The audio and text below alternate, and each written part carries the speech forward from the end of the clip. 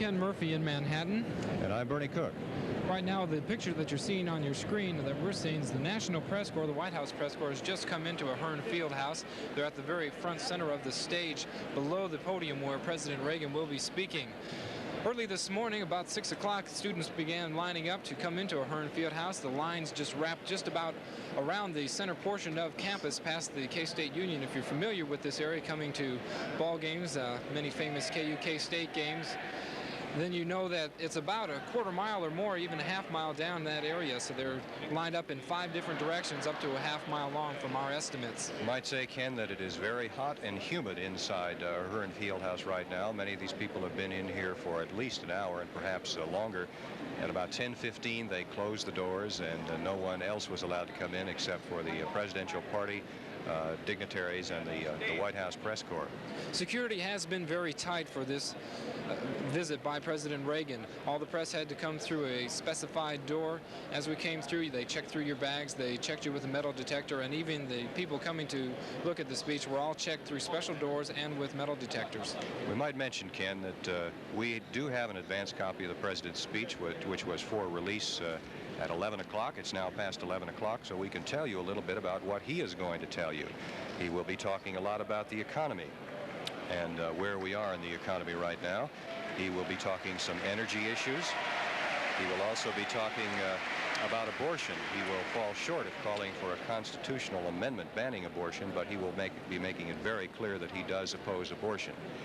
He will be asking for a constitutional amendment to allow voluntary prayer in the schools, and he will be calling once again for a balanced budget constitutional amendment, which, Ken, is somewhat ironic because this is a Landon lecture named after former Kansas Governor Alf Landon, who, after all, when he was governor of Kansas, oversaw the passage of the cash basis law in Kansas, which is kind of like a balanced budget amendment. If you don't have the cash, you can't spend it. That's right. And Bernie, President Reagan in his speech does quote Alf Landon from back in some of the books that he has written. He quotes Governor Landon on page 6 of his speech. He says that Landon said that government should do everything in its power to prevent suffering for those less fortunate. There he's talking about some social programs, although in a time of new federalism where he's talking about kicking back programs to the state level and cutting the budget, and people are afraid that social programs will be cut.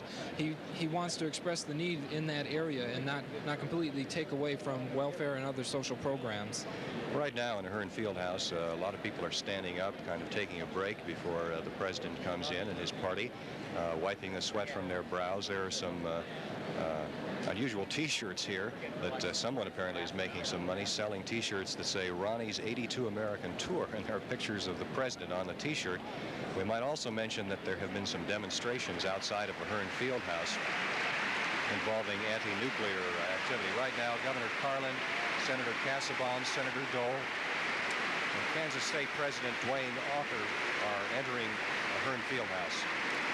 That's right. The crowd has risen to their feet. They're giving both Kansas senators, Senior Senator Bob Dole and Senator Nancy Casaubon, standing ovation. They're shaking hands right now with the members of the Regents. You saw Governor Carlin shaking hands with other members of the Board of Regents who are seated on the platform.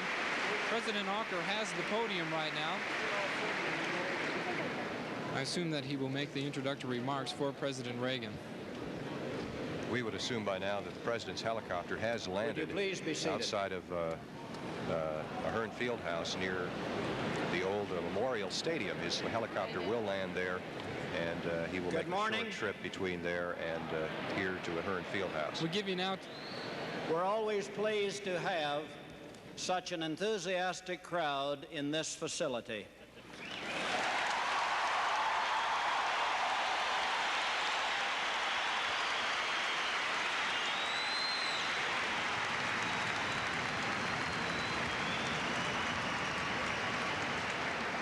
Before the appearance of the President and Governor Landon, I would like to have you greet some individual and special guests. First of all, our senior senator from the state of Kansas, Senator Bob Dole.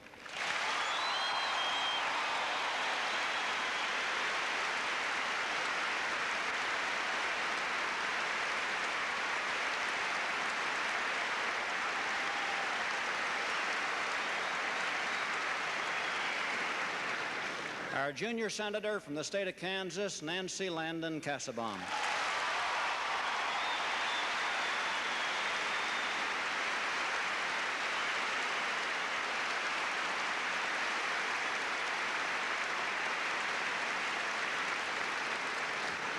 And three special guests to the left of the platform. I would like to introduce the Special Assistant to the President for Public Liaison, Mrs. Elizabeth Dole, to your left.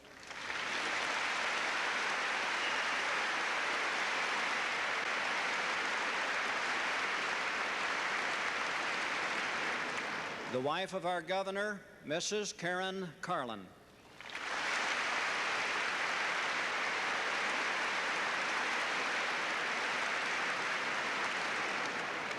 And the wife of our special birthday guest, Mrs. Theo Landon. Mrs. Landon.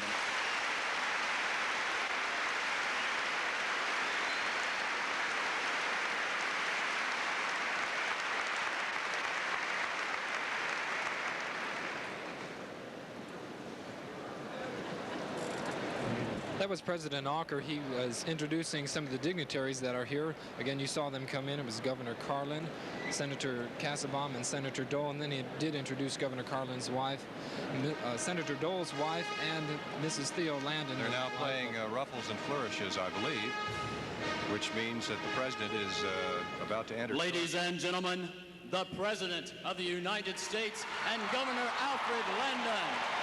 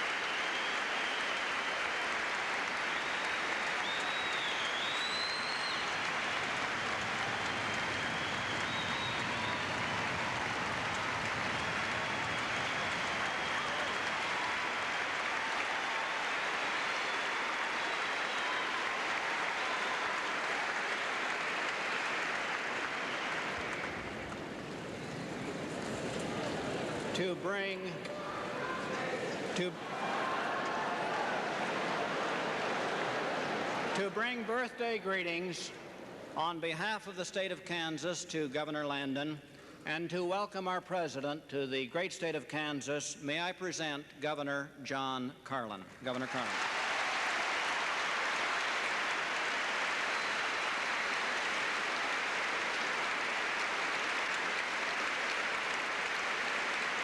Thank you. Thank you, Dr. Ocker. Mr. President, Governor and Mrs. Landon, Senators Dole and Casaubon, distinguished guests, students, faculty,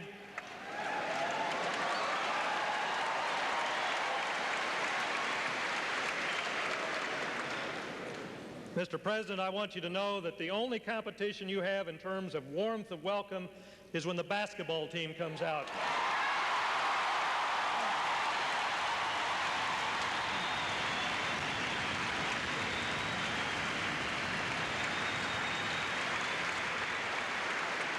I know I speak for all Kansans in saying that we are pleased that President Reagan is able to be with us for this brief time, helping by his presence to honor the man for whom this lecture series is named. 15 years ago, in this place, Governor Robert Docking welcomed then Governor Ronald Reagan to Kansas for the 1967 Landon Lecture. Governor Docking is unable to be with us today, but in sending his regrets, he spoke of that visit as a fitting tribute,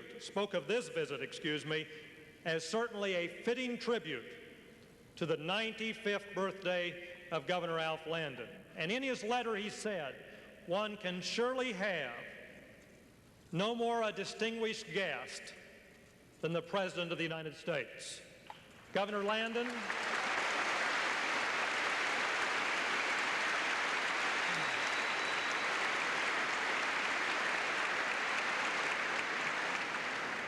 Governor Landon, one thing to you. You certainly know how to throw a party.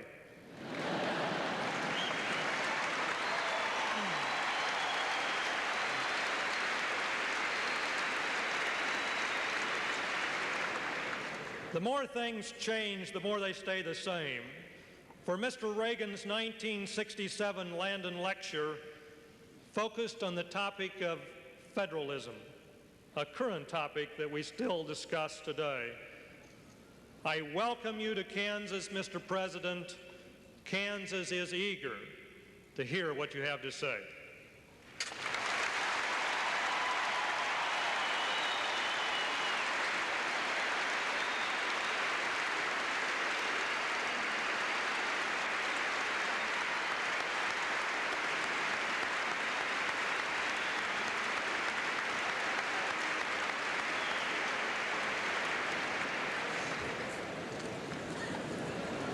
Ladies and gentlemen, the President of the United States.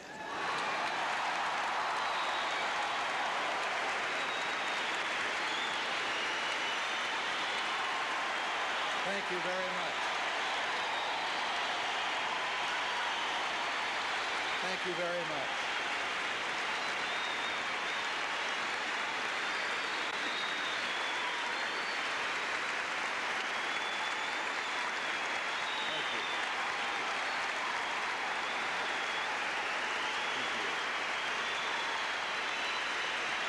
Thank you. You've done that already. Well, thank you very much, President Walker, Governor Carlin, Governor Landon, Senators Dole and Kassebaum, members of the Board of Regents, faculty, the students, and distinguished guests.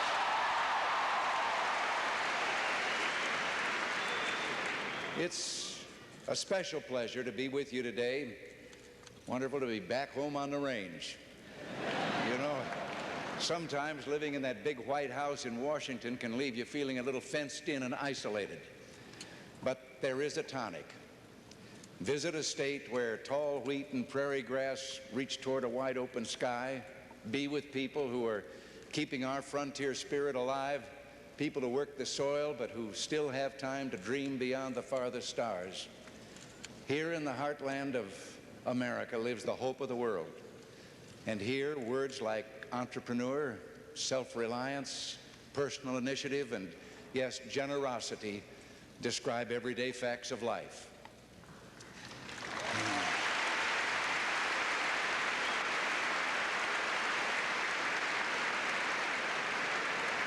Right now, another fact of life in this heartland is the enormous burden carried by those who produce the food and fiber essential to life itself. And I want with all my heart to see that burden lifted, to see America's farmers receive the reward they deserve.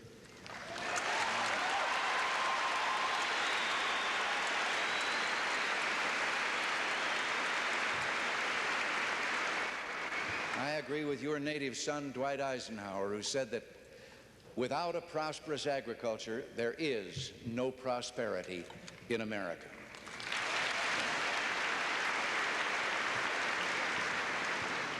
I feel doubly honored to be with you here in this particular place. Kansas State University epitomizes the leadership that Abraham Lincoln wanted when he established our first land-grant colleges. Schools like Kansas State serve as an entrance to the world, not an escape from it. And you deserve great credit for the rigorous academic program you offer your students and the research efforts you're making to benefit humanity.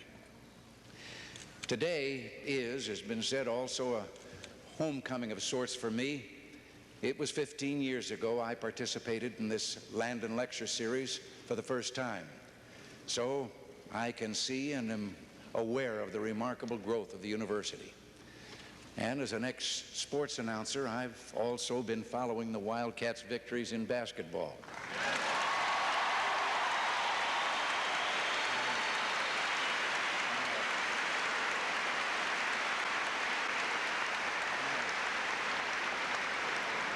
Now, it just happens that football was my game, and I know there have been some trials and, shall I say, some misfortunes in football. You've tasted the agony of defeat.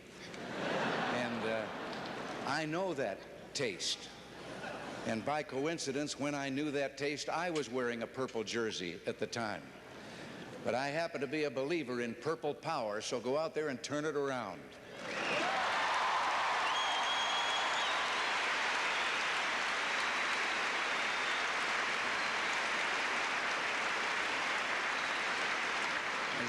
As your state motto says, ad astra per aspera, to the stars through difficulties.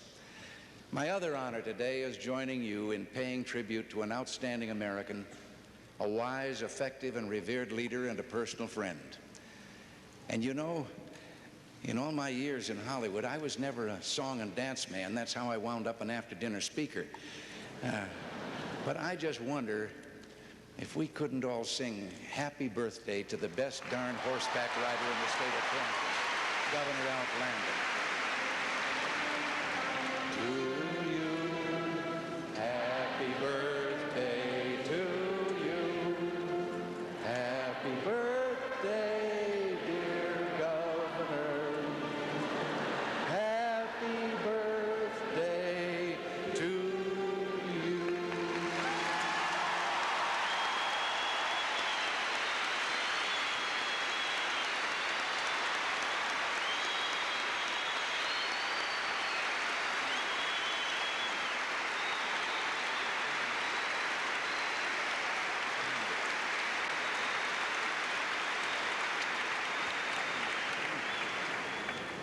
You know, I was all set to ask the governor if he'd like to go riding today, and then suddenly I remembered about the Landon legend.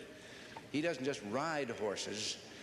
He has broken the horses that he rides, and I think I'll save my strength for the Congress. But,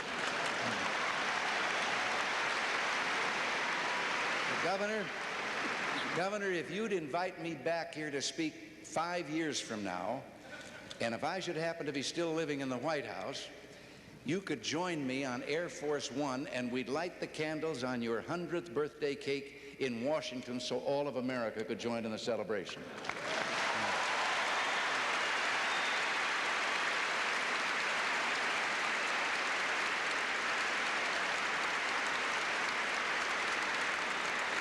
You know, I'd be remiss if I didn't say that one of the nicest things that Alf Landon ever did for his country was to give us someone as talented and charming as his daughter Nancy.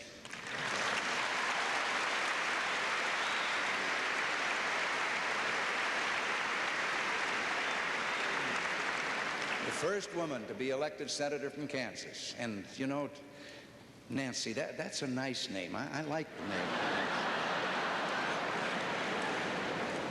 But today, I want to talk about our challenge to take freedom's next step and lift mankind another rung on the ladder of human progress. And if you detected a note of optimism in those words, you read me right. I do not dismiss the dangers of big deficits, nuclear conflict, or international terrorism. Each could destroy us if we fail to deal with them decisively. But we can and will prevail if we have the faith and the courage to believe in ourselves and in our ability to perform great deeds as we have throughout our history. Let's reject the nonsense that America is doomed to decline, the world sliding toward disaster no matter what we do. Like death and taxes, the doom criers will always be with us. and they'll always be wrong about America.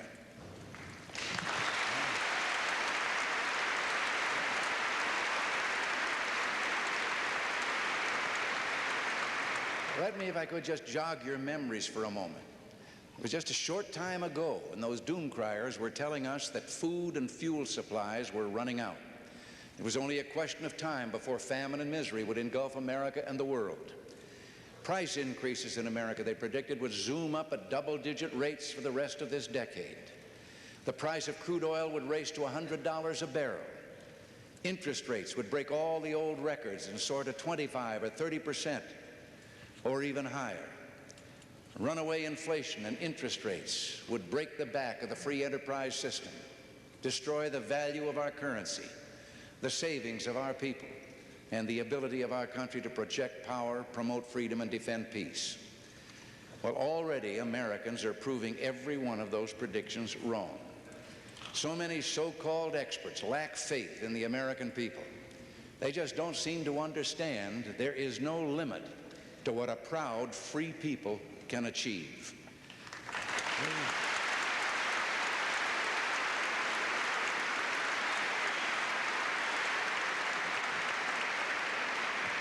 We see it here, where the first plow turned the prairie sod and the prairie became a fertile wonder of the world.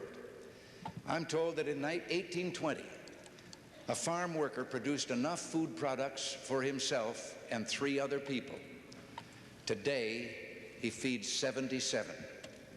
We're not running out of food and fuel because we haven't run out of ideas. We're going to feed the world. We're developing new energy resources.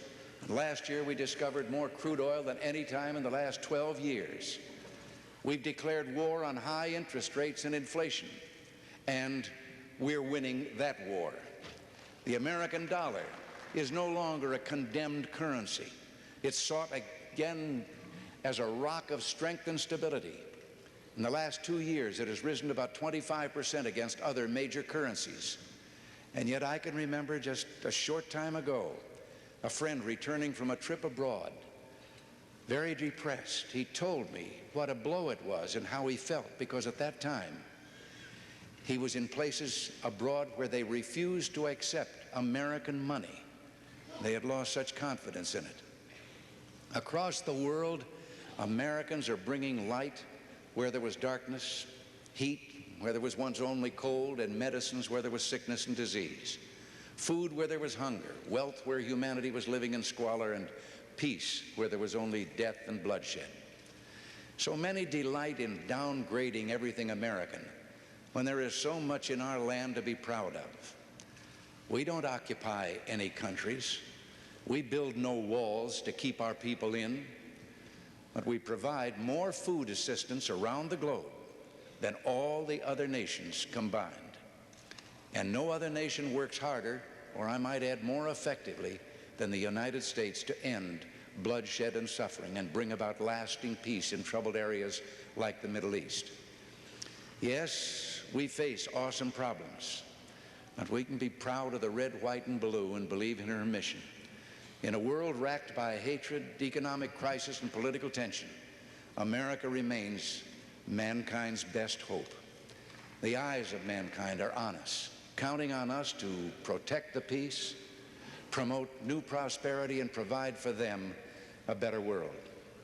And all this we can do if we remember the great gifts of our revolution, that we are one nation under God, believing in liberty and justice for all.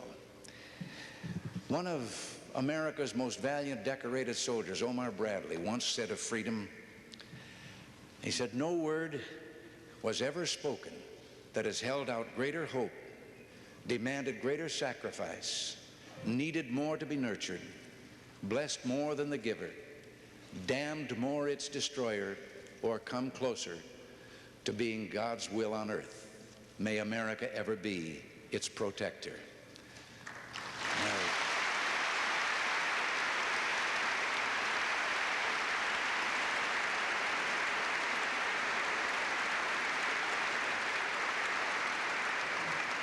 Well, let this be our banner. But to be freedom's protector, to be a force for good, we must above all be strong. And to be strong, we must offer leadership at all levels of government. In our communities, in our families.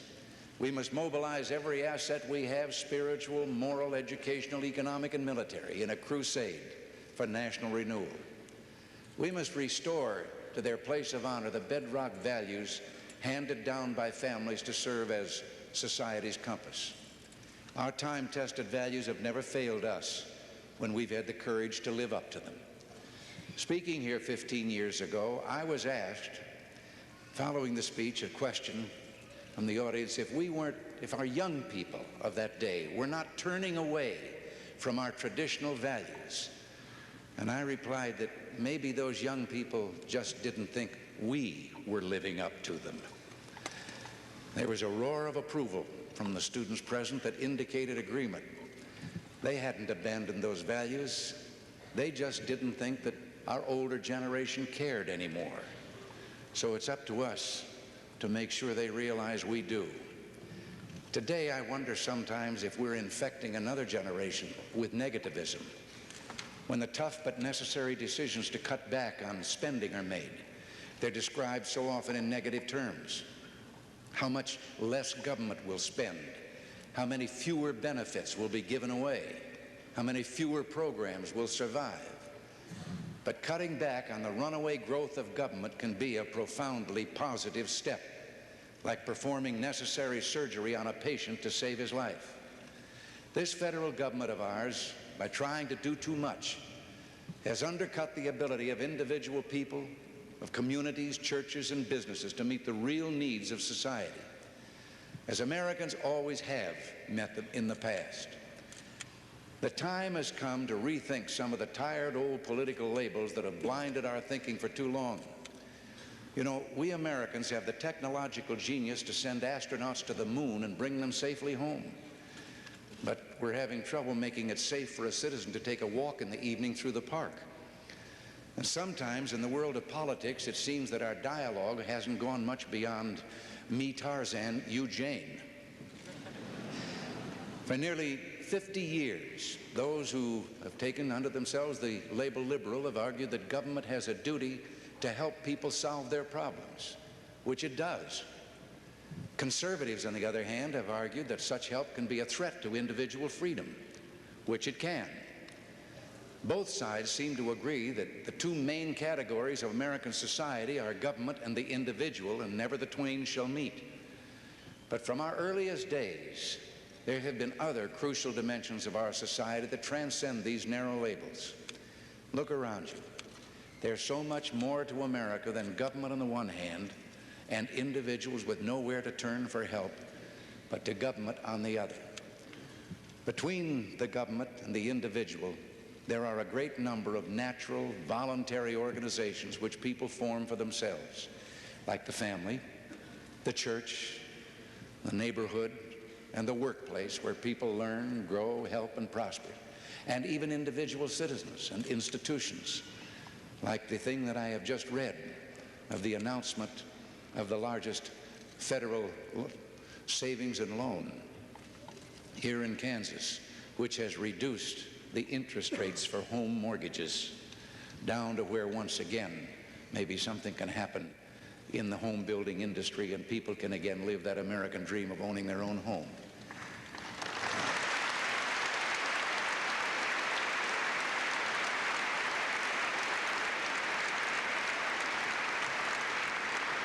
The ultimate and overwhelming positive goal of my administration is to put limits on the power of government. Yes, but to do it so that we liberate the powers and the real source of our national genius, which will make us great again. I said that we were a nation under God.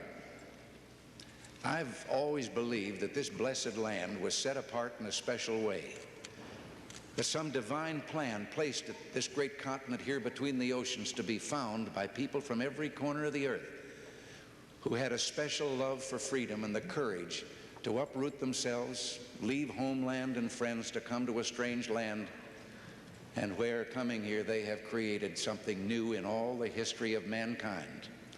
A land where man is not beholden to government, government is beholden to man. Government ensures to exist exists, I should say, to ensure that liberty does not become licensed to prey on each other. Well, we haven't been perfect in living up to that ideal, but we've come a long way since those first settlers reached these shores, asking nothing more than the freedom to worship God. They asked that He would work His will in our daily lives so America would be a land of fairness, morality, justice, and compassion.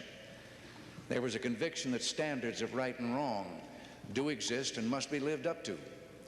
The institutions of family, community, and school would play critical roles in the shaping of character, the acquisition of knowledge, and the search for truth. We've passed thousands of laws in our 2 centuries as a nation, millions maybe. And yet, if we'd simply adhere to the 10 commandments that Moses brought down from the mountain, and he didn't bring down just 10 suggestions, and the admonition of the man from Galilee to do unto others as you would have them do unto you, we could solve an awful lot of problems with a lot less government.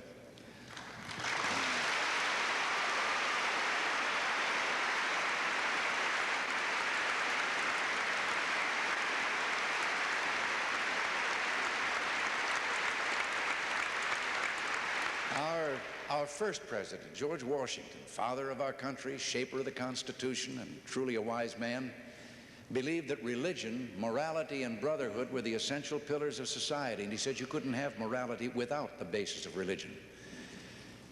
And yet today, we're told that to protect the First Amendment, we must expel God, the very source of our knowledge, from our children's classrooms.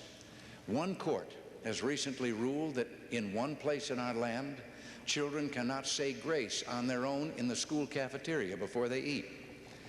Now, this was done as being in accord with the Constitution. But was the First Amendment written to protect the American people from religion, or was it written to protect religion from government tyranny? No one will ever convince me that a moment of voluntary prayer can harm a child or threaten a school or a state. From the beginning of this administration, I've made it clear that I believe America's children have the right to begin their day the same way the members of the United States Congress do, with prayer.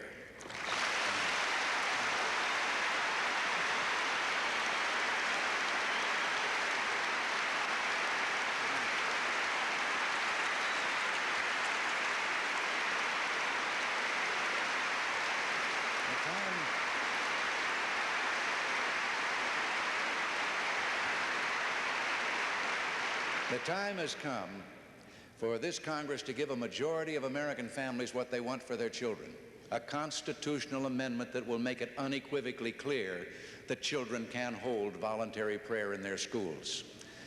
Now, I urge the Congress to work with me in passing an amendment that we can send to the states for ratification. I know now what I'm about to say will be very controversial, but I also believe that God's greatest gift is human life, and that we have a sacred duty to protect the innocent human life of an unborn child. Now,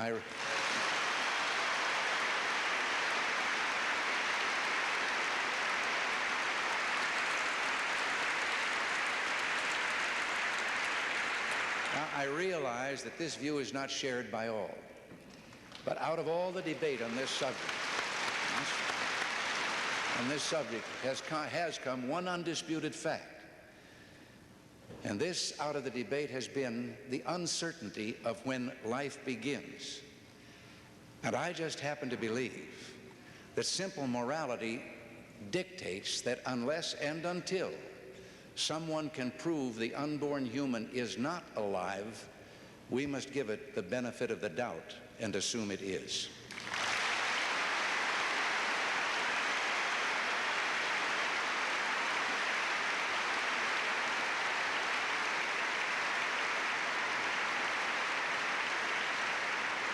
Thus, it should be entitled to life, liberty, and the pursuit of happiness. As a nation, we're struggling to guide ourselves safely through stormy seas. We need all the help we can get. I think the American people are hungry for a spiritual revival. More and more of us are beginning to sense that we can't have it both ways. We can't expect God to protect us in a crisis and then just leave him over there on the shelf in our day-to-day living. I wonder if sometimes if he isn't waiting for us to wake up, and if he isn't maybe running out of patience.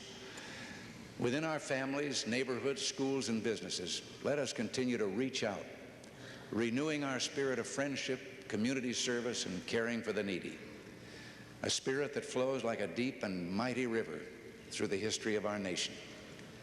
But to the lawbreakers and drug peddlers who would harm and prey on innocent citizens, who make our people live in fear, we also have a message. We will demand justice, and justice includes swift and sure punishment for the guilty.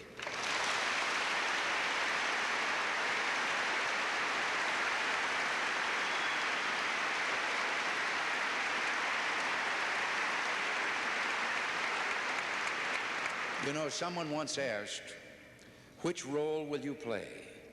Will you be the wrecker who walks your town content with the labor of tearing down, or will you be the builder who works with care that your town may be better because you've been there? With the caliber of leadership from people like your President, Dwayne Ocker, KSU's answer is loud and clear. You have every right to be proud. Let me give you another example of a down-home private sector initiative that impressed me very much. Just recently, I mentioned the savings and loan, federal savings and loan here, but just recently, 25 Kentucky banks voluntarily reduced their prime lending rate to around 12%, so local borrowers would have more investment capital to create jobs and families could afford home mortgages. The banks also challenged other state banks to do the same. Imagine how many jobs could be created if the number of banks in America making that kind of voluntary gesture was not 25, but 50 times 25. The strengthening of spiritual ties, binding of families, and coming together of communities is making America whole again. We are rebuilding, but we've only begun to rebuild. As we lift our spirits, we must continue to lift the yoke of economic oppression that has penalized hard-working families, weakening our strength, threatening our security in the last 19 months. Or longer than that. I just started in the next sentence too early without a period. In the last 19 months, a coalition of Republicans and Democrats has begun to rein in a government that is careening out of control, pushing us toward economic collapse and quite probably the end of our way of life. This is no exaggeration. Over a 22-year period, the federal government has managed to balance the budget only once. It has increased spending more than 600%, increased taxes more than 500%, and mortgaged our future by pushing the national debt over $1 trillion. Well, the coalition that I mentioned has begun to set things right. Federal spending growth has been cut nearly in half from that suicidal 17% a year rate that it was running in 1980. Inflation has dropped from 12.4% to 5.4% so far this year.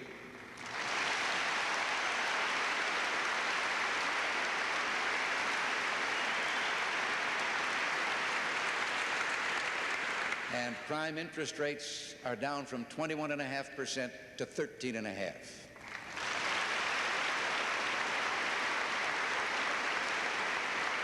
Leading economic indicators which forecast future economic activity have been up for 4 months in a row now, and that hasn't happened for quite a while.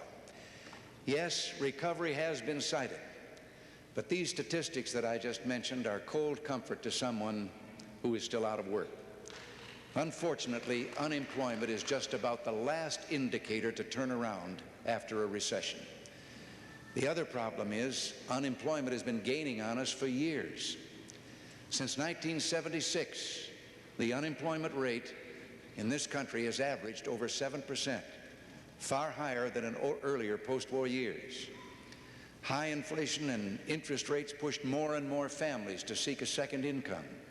To charge that our administration is trying to reduce inflation on the backs of the unemployed is to stand truth on its head. More than anything else, it was those record interest rates and double-digit inflation that led inevitably to this recession. And it started quite a while ago. And that's what we're trying so hard to turn around. And until we do, We have a responsibility. Alf Landon reminded us that in a time of trouble, it is reasonable and nothing less than just that the government exert all its powers to prevent suffering among the less fortunate. Well, this we will do.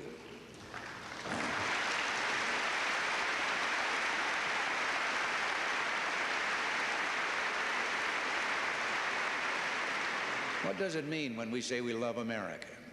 Well, I think it means we think before anything else that we love our countrymen, that we reach out with a helping and healing hand when they cry out or fall behind, and that we tell them, don't be afraid, you're not alone.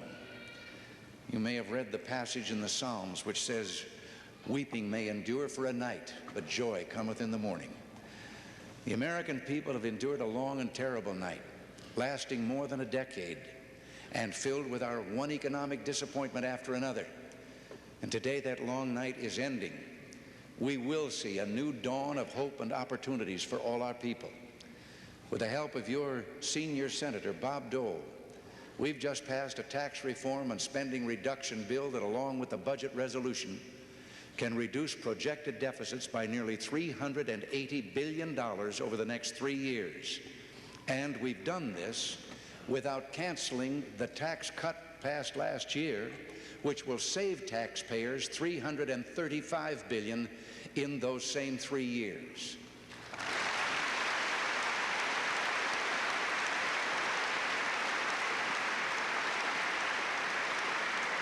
That means the average family next year will pay $788 less in personal income taxes.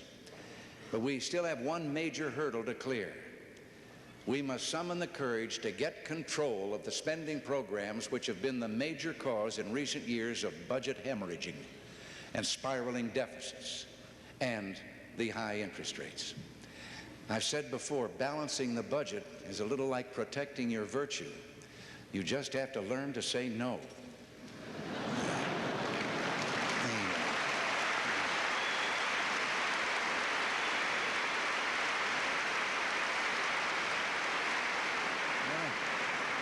The Congress passed legislation in 1978 requiring the budget to be in balance by fiscal year 1981. But like Rodney Dangerfield, the legislation didn't get no respect.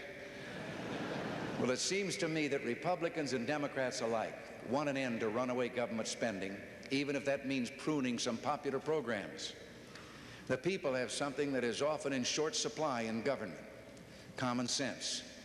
And they understand that making this government live within its means will ultimately do more to protect their earnings, bring down interest rates, and put our unemployed back to work than anything else we could do. The gist of the message I've been receiving is no more ifs, ands, buts, or maybes. We want an amendment to the United States Constitution making balanced budgets the law of this land, and we want that amendment now.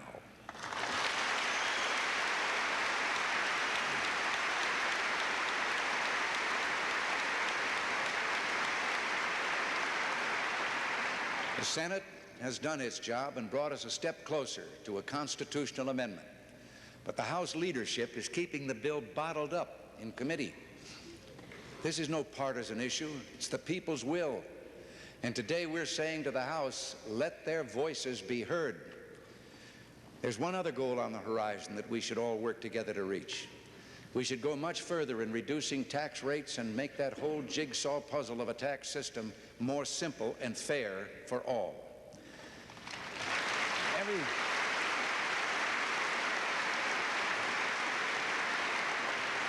I had someone make out my income tax, and when I read it all made out, I couldn't understand it.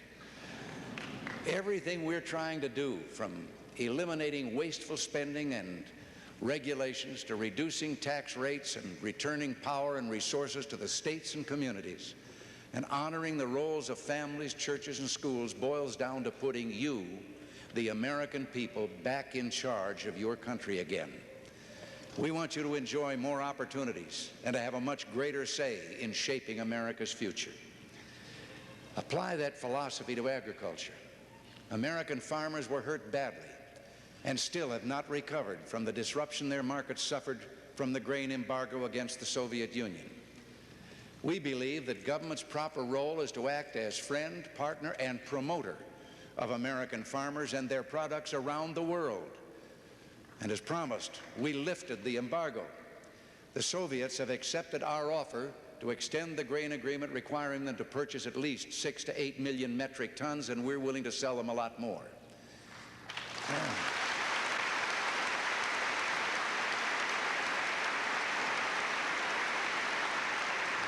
So far, we've dispatched trade teams to 23 nations in Europe, Africa, Latin America, the Middle East, and the Far East. We're committed to opening agricultural markets in all countries. We challenge other countries, particularly our friends in Europe and Japan, to match this commitment.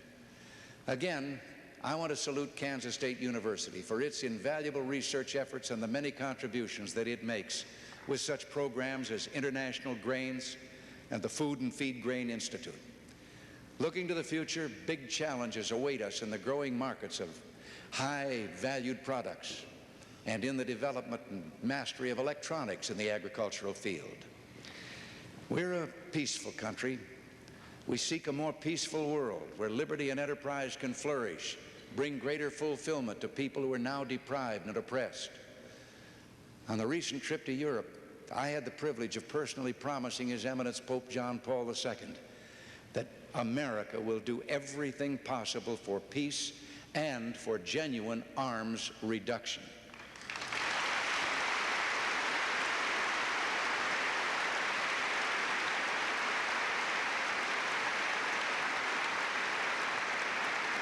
But to keep the peace and to keep our freedom, we must stay strong.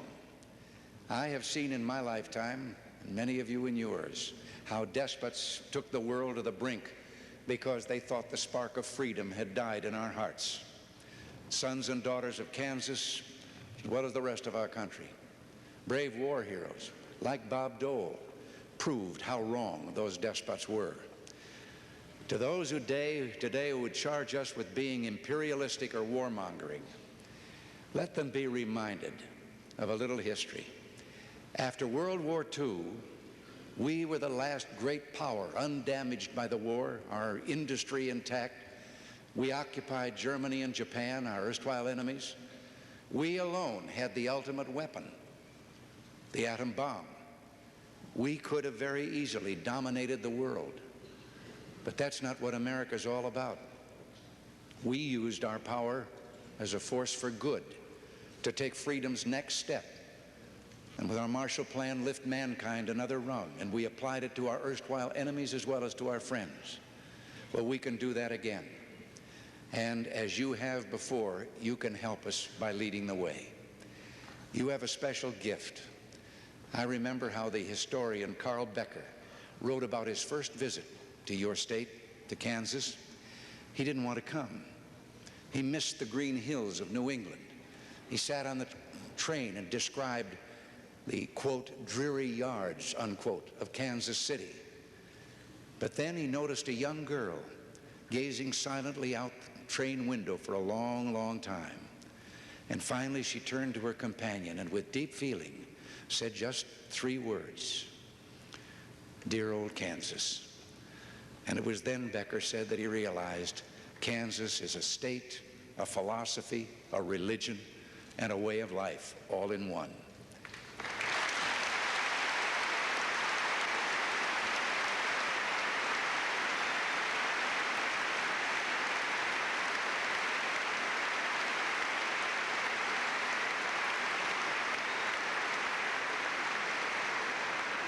You have within you a deep well of goodness, strength, and inner peace that can carry America forward. And I know you will. And to all of the young people who are here today, we not only have faith in you and are going to welcome you out into this society of ours to help with the problems, but there are some of us that hope with all our hearts that we can start making payments on that massive debt so that you and those who come behind you will know that we don't intend to selfishly leave it all to you. Thank you all very much. God bless you.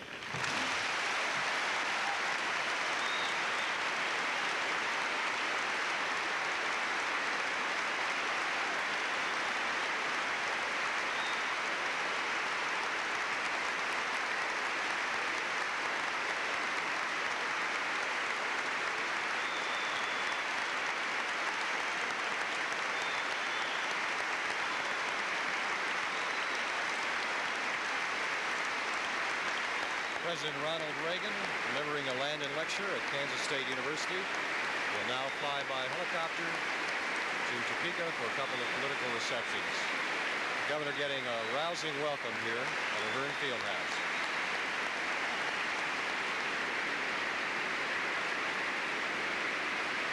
The capacity crowd is still on its feet. Governor Carlin received a couple of ovations during his speech, as you saw. Still maintaining a standing ovation from a crowd estimated to be about 9,300 strong. Again, the president answers their ovation.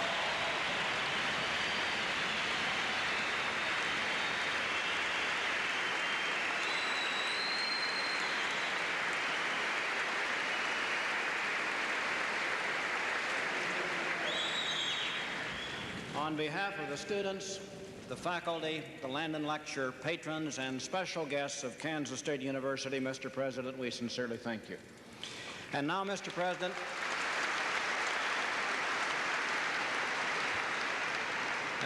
President, and Governor Landon, to present gifts that show Anderson Hall, the landmark of Kansas State University, the President of our Faculty Senate, Dr. Van Withy. Dr. Withy. This always remind you of your visit here and of the contributions that the faculty, the students, and the staff are making at the present time, have made in the past, and will make in the future to this country. Thank you very much.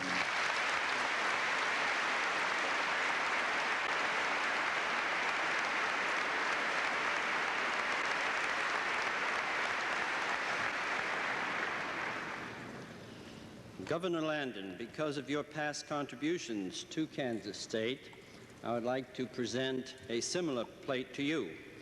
Because you have lent your name to this series of lectures on public events, because of your participation as a lecturer, and also because of your enthusiasm for Kansas State, I present this plate.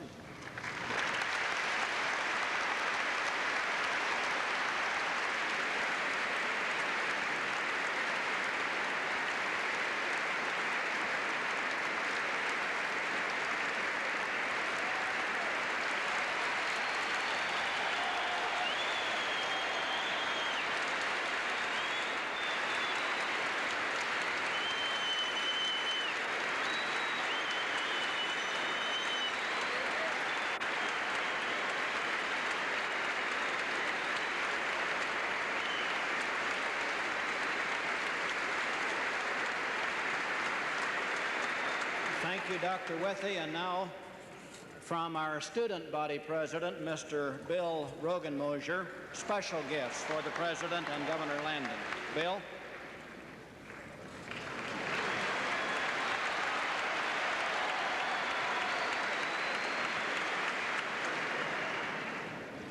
Mr. President, Governor Landon, we do agree that this is going to be a very good year at Kansas State University.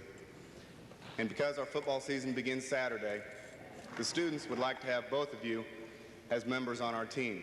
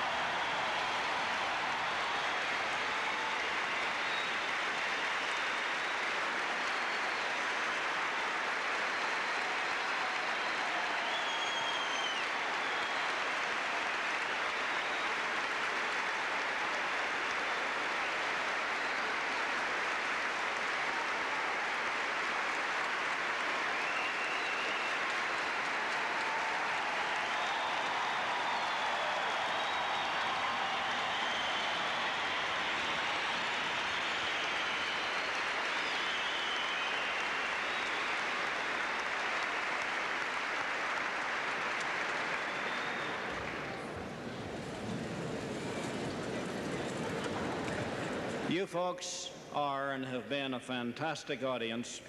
We ask your indulgence because of the President's extremely tight schedule if you would remain in your seats for just a few moments to give the President and his party time to depart. Thank you very much.